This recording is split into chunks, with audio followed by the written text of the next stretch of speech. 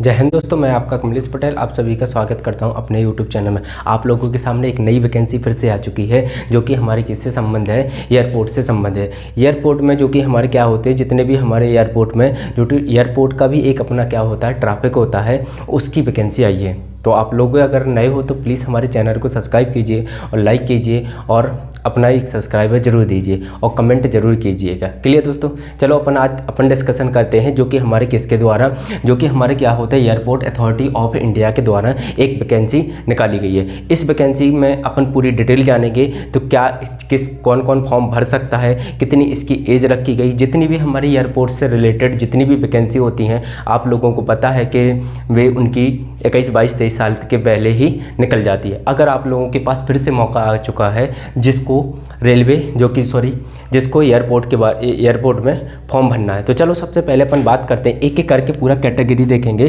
कि कौन कितनी एजिबल है, कौन कितनी क्वालिफिकेशन मांग रहा है, क्या क्या मांग रहा है। तो सबसे पहले अपन बात करेंगे किसके बारे में बात कर रहे हैं, जो कि हमारी कौन सी होती है, एयरपोर्ट अथॉरिटी ऑफ इंडिया, जो कि हमारी क्या होती है, एयरपोर्ट अथॉरिटी ऑफ इंडिया के द्वारा एक नोटिफिकेशन जारी किया गया, मतलब एक वैकेंसी भर्ती अथॉरिटी निकाली गई है। इसके द्वारा क्या कहा गया था, जो हमारी एयरपोर्ट अथॉरिटी ऑफ इंडिया होती है, मतलब जितनी भी हमारे एयरपोर्ट से रिलेटेड, जितनी भी हवाई जहाज़ों से रिलेटेड जितनी भी हमारी क्या होती है वैकेंसी होती है, उसकी वैकेंसी है, जो कि हमारी जैसे अपने यहाँ पर बसों का ट्रैफिक लगता है, कारों का ट्रैफिक लगता है, इसी प्रकार वहाँ पर भी एयरपोर्ट में जो कि एरोप्लेनों का भी क्या लगता है, ट्रैफिक लगता है, उसकी वैकेंसी निकाली गई है। सबसे पहले अपन बात करेंगे कि इसमें पूरी से सबसे पहले डेट क्या हो रखी गई है। तो यहाँ पर एप्लीकेशन बिगिनिंग कब से स्टार्ट होगा, आपको एप्लीकेशन कब से भरना है, तो 1 अक्टूबर किससे भरेगा, 1 नवंबर 2023 से क्या भरेंगे अपन, इसका फॉर्म भर सकते हो आप लोग। 1 नवंबर 2023 से क्या भर सकते हो, फॉर्म भर सकते हो। इसकी लास्ट डेट कब है,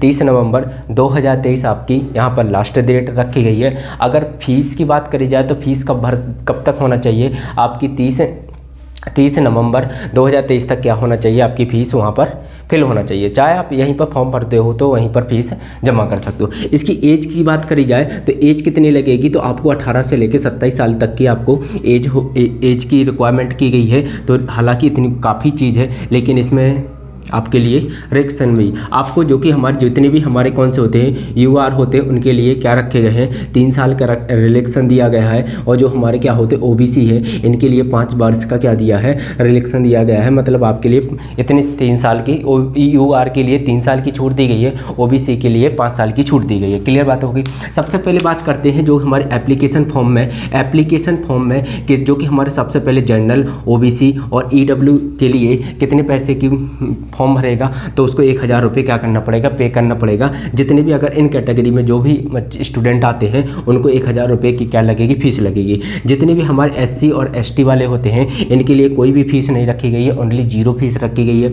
जितनी ऑल कैटेगरी फीमेल, जितनी भी लड़कियां हैं, दीदी लोग हैं, उनके लिए 0 फीस रखी गई है। बहुत अच्छा मौका है आप लोगों के लिए, आप एयरपोर्ट अथॉरिटी ऑफ इंडिया में, मतलब आप एयरपोर्ट में काम कर सकते हो। इसके साथ साथ इसमें वैकेंसी टोटल कितनी करी गई है, तो 496 क्या रखी गई है, वैकेंसी रखी गई है। 400 जो कि हमारे क्या होता है, 496 वैकेंसी रखी। फिर इन वैकेंसियों के बारे में भी, जैसे हमारे यूआर होता है तो इसमें 199 वैकेंसी दी गई है, ओबीसी में 140 वैकेंसी फिल करेगा। इसके बाद ईडब्ल्यू के लिए कितनी है, तो 49 है। और जो कि एससी के लिए कितना है, 75 है। और एसटी के लिए कितना है, 33 है। और टोटल मिला के हमारी वैकेंसी कितनी है, टोटल मिला के 496। ये तो सभी हमारी वैकेंसियों के बारे में हो गए, लेकिन मेन मुद्दा है कि एजुकेशन क्या होना चाहिए, क्या क्वालिफिकेशन होना चाहिए। तो चलो इसके बारे में देखना चाहिए। किसी भी आपको, ये आपकी क्या होता है, एजुकेशन है। किसी भी हमारी क्या होता है, एक हमारी क्या होना चाहिए, बैचलर डिग्री होना चाहिए। क्या होना चाहिए, कोई भी हमारी बैचलर डिग्री होना चाहिए कोई, लेकिन किससे होना चाहिए, इन साइंस रीजन से होना चाहिए। किससे, साइंस रीजन में, उसमें जो बीएससी कर सकता, कोई भी हमारी बैचलर डिग्री इन किससे होना चाहिए,